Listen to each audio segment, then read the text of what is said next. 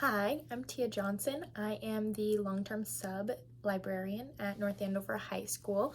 So I will be here for the fall 2021 semester, just in time for the North Andover Reads event, which will be focusing on Indigenous peoples and the idea that we are still here.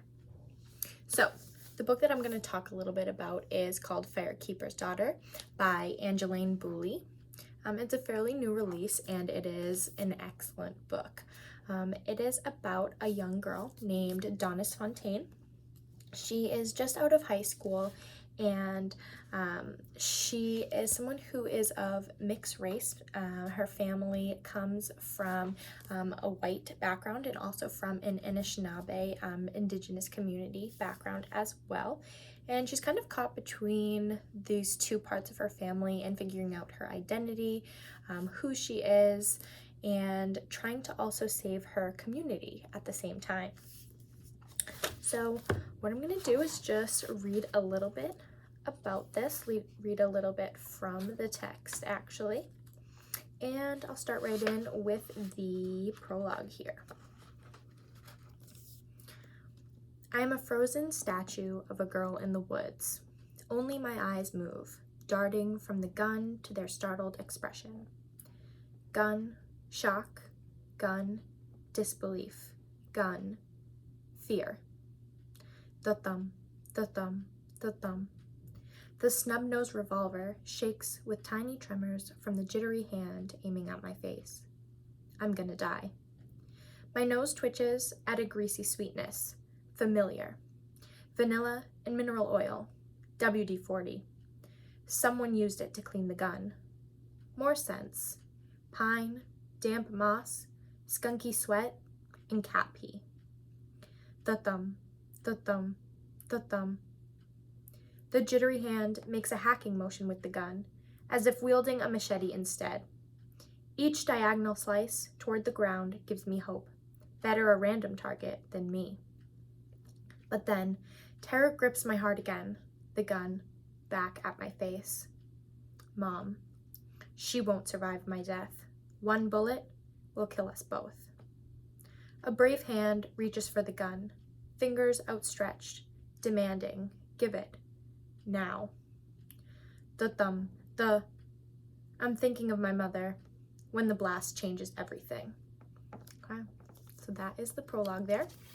And it brings us right into the next page, which says that we are going to be starting off with part 1. So this text is split into 4 parts. This first part is called Wabanong, which means east in Ojibwe teachings, and all journeys begin in the eastern direction within this culture. So this is kind of the beginning here, symbolic of that.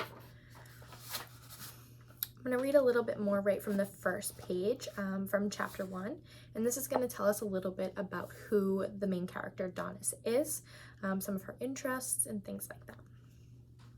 Chapter 1. I start my day before sunrise, throwing on running clothes and laying a pinch of sema at the eastern base of a tree, where sunlight will touch the tobacco first. Prayers begin with offering sema and sharing my spirit name, clan, and where I'm from. I always add an extra name to make sure Creator knows who I am, a name that connects me to my father, because I began as a secret, and then a scandal. I give thanks to Creator and ask for Zungaduin, because I'll need courage for what I have to do after my 5-mile run. I've put it off for a week. The sky lightens as I stretch in the driveway. My brother complains about my lengthy warm-up routine whenever he runs with me. I keep telling Levi that my longer, bigger, and therefore vastly superior muscles require more intensive preparation for peak performance. The real reason, which he would think is dorky, is that I recite the correct anatomical name for each muscle as I stretch. Not just the superficial muscles, but the deep ones too. I want an edge over the other college freshmen in my human anatomy class this fall.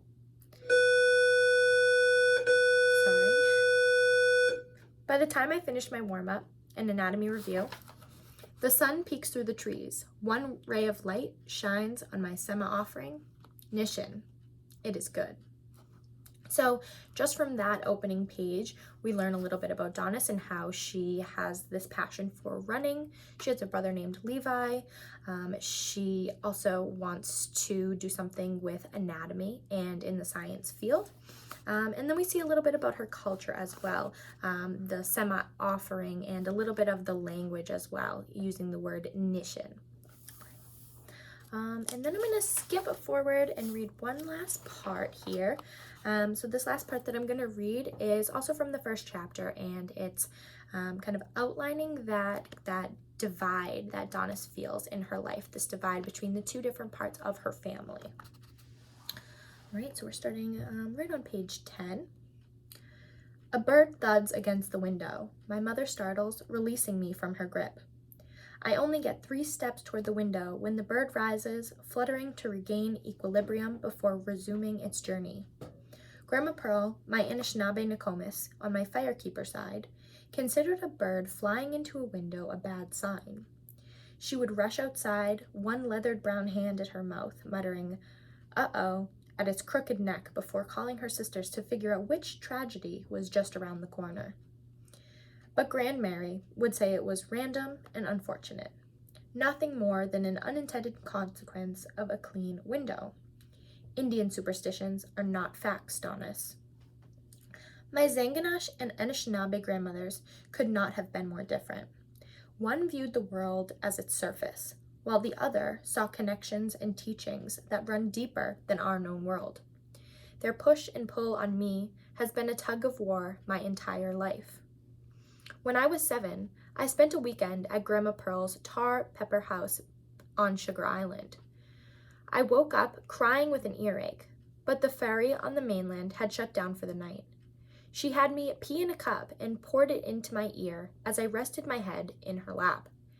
Back home for Sunday dinner at Grand Mary and Grandpa Lorenzo's, I excitedly shared how smart my other grandmother was. Grandma Pearl fixed my earache with my pee. Grand Mary recoiled, and a heartbeat later glared at my mother as if this was her fault. Something split inside me when I saw my mother's embarrassment. I learned there were times when I was expected to be a Fontaine, and other times when it was safe to be a Firekeeper. Okay. Yeah.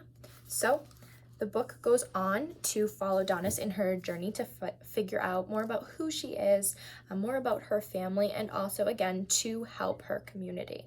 So if you are interested in this text, I highly recommend Firekeeper's Daughter.